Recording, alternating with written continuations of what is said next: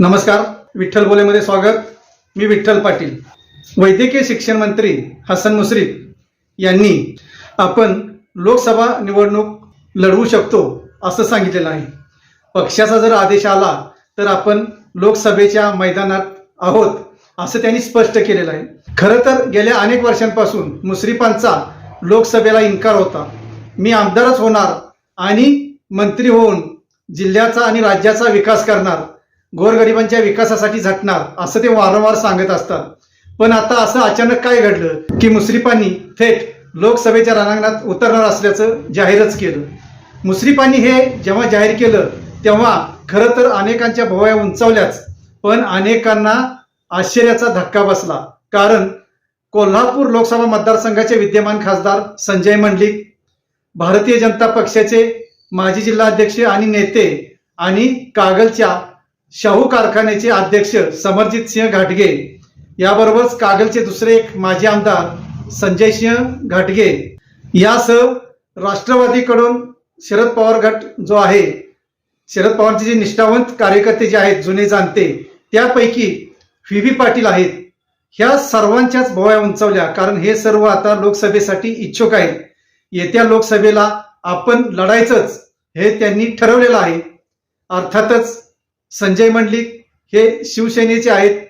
जरी ते पूर्वीच्या शिवसेनेत असले तरी आता शिंदे गटाबरोबर आहेत आणि त्यांनी मुख्यमंत्री शिंदे यांच्या माध्यमातून विकास कामांचा धडाका लावलेला आहे.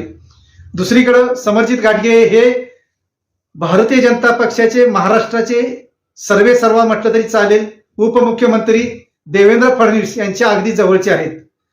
तिसरे व्ही पाटील हे शरद पवारांचे कट्टर समर्थक आहेत.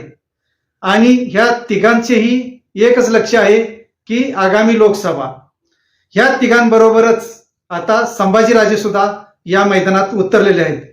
खरं तर हसन मुश्रीफ यांनी लोकसभेच्या पिचवर जेव्हा गुगली टाकली तेव्हा तर थेट संभाजीराजेंच्या जखमेवरची खपलीच निघाली, अशीच एक त्यांच्या कार्यकर्त्यांमध्ये जोरदार चर्चा सुरू झालेली आहे. कारण त्याला जी पार्श्वभूमी आहे ते 2009च्या लोकसभा निवडणुकीची.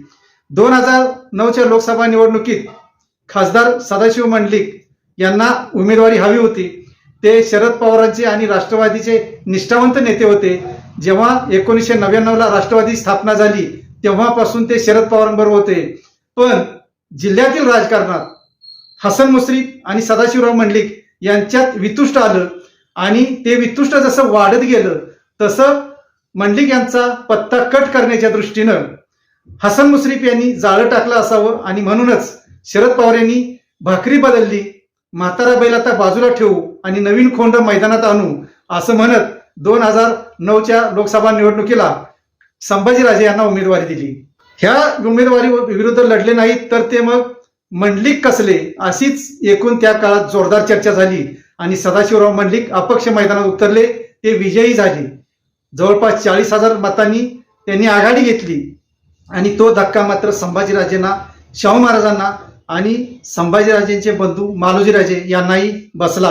कारण एकतर हे राजघराणं, राजर्षी छत्रपती शाहू महाराजांचा वारसा चालवणारे हे बापलेक यांनी आजपर्यंत सामाजिक कार्यात हिरिरीने भाग घेतलेला आहे. असं असताना पराभव होतो हे त्यांच्या अर्थातच जिवारी लागलं. कारण असं होतं की त्यावेळी मालोजीराजे आमदार सुद्धा होते. असं असताना संभाजीराजांचा पराभव होणं हे राजघराण्याबरोबरच सर्वसामान्य रयतेला सुद्धा खटकलं असेल किंवा आश्चर्याचा धक्का देऊन गेला असेल आणि तीच जखम मोठी होती असं संभाजीराजे त्यावेळी म्हणाले.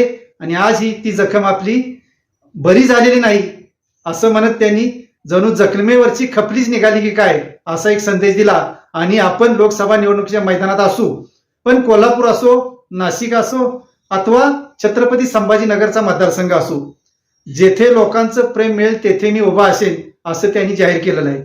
खरं तर मुश्रीफांची जी गुगली पडली त्यानंतरच संभाजीराजेंची ही जखमेवरची खपली निघाली असाच आज एक कोल्हापूर मतदारसंघात चर्चेचा विषय झालेला आहे.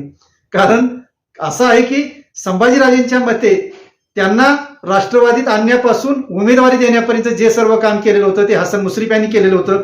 इतकंच नव्हे तर संभाजीराजे तुम्ही खासदार झाला आहात एवढा शब्द मुश्रीफांनी दिलेला असताना सुद्धा जो संभाजीराजेंचा पराभव झाला त्यामुळं ते मुश्रीफांवर नाराज आहेत. जे 2 दिवसापूर्वी संभाजीराजे यांनी विधान केलं की 2009 ची जखम अजून बरी झालेली नाही, याचा अर्थ तोच आहे की त्यांच्या मनात कुठे ना कुठे ती सल आहे की पराभवाची, आणि तो रोग आहे तो अर्थात मुश्रीफांच्या दिशेने आहे. असंच आता राष्ट्रवादीतील जुने जाणते नेते बोलत आहेत, कारण राष्ट्रवादीच्या नेत्यांनाच हा जास्त अनुभव आहे. सदाशिवराव मंडलिक राष्ट्रवादीत होते, त्यांना वगळून संभाजीराजेंना जी उमेदवारी दिली त्याचं कारण नेमकं काय असावं याचा शोध तेव्हापासून आतापर्यंत सर्वच जाणकार मंडळी घेत आहेत. आणि जरी शोध लागला असला तरी उघडपणे कसं बोलायचं या विवंचनेत काही जण आहेत. मुश्रीफांनी ज्या प्रकारे लोकसभेच्या पिचवर जी गोगली टाकलेली आहे त्यामुळे संभाजीराजांची खपली निघाली. पण आता संजय मंडलिक, संजय घाटगे आणि समरजित सिंह घाटगे यांच्या सुद्धा हालचाली वाढलेल्या आहेत. कारण जर मुश्रीफ मैदानात आले तर काय असा प्रश्न सर्वांसमोरच आहे. व्ही पाटील सुद्धा याच्यावर लक्ष ठेवून आहेत. व्ही पाटील शरद पवारांच्या राष्ट्रवादीकडून इच्छुक आहेत, त्यांनी तशी तयारी सुरू केलेली आहे. एकूण सारासर आणि पाठीमागील राजकारणाचा विचार करता मुश्रीफांना व्ही पाटील नको आहेत, समरजित घाटगे नको आहेत आणि संभाजीराजे सुद्धा नको आहेत, असाच एकूण अर्थ काढला जात आहे. मुश्रीफ यांचा थोडाफार जो कोणाच्या दिशेने कल असेल तर संजय मंडलिक आणि संजय घाटगे यांच्या दिशेने असू शकतो, कारण या दोघांनी आतापर्यंत मुश्रीफ यांना आमदार होण्यासाठी पाठबळ दिलेलं आहे. समरजित घाटगे हे मात्र कारखाना सांभाळत कागल तालुका आणि जिल्ह्याच्या राजकारणात बऱ्यापैकी मांड मारून आहेत. पण मध्यंतरी त्यांचं भारतीय जनता पक्ष जिल्हाध्यक्ष पद गेल्यापासून ते शांत आहेत. तरीही अजूनही त्यांना आपल्याला लोकसभेची उमेदवारी मिळेल किंवा विधानसभेची तरी उमेदवारी मिळेल असा विश्वास आहे. हे सर्व घडामोडी सुरू असतानाच मुश्रीफ यांनी आपण लोकसभेला उतरू शकतो ही जी काही गुगली टाकलेली आहे त्या गुगलीमुळं कुणाकुणाच्या दांड्या उडणार याकडेच आता कोल्हापूर जिल्ह्यासह महाराष्ट्राचं लक्ष आहे. पाहू भविष्यात नाहीतर 1-2 महिन्यातच याचा निकाल लागणार आहे.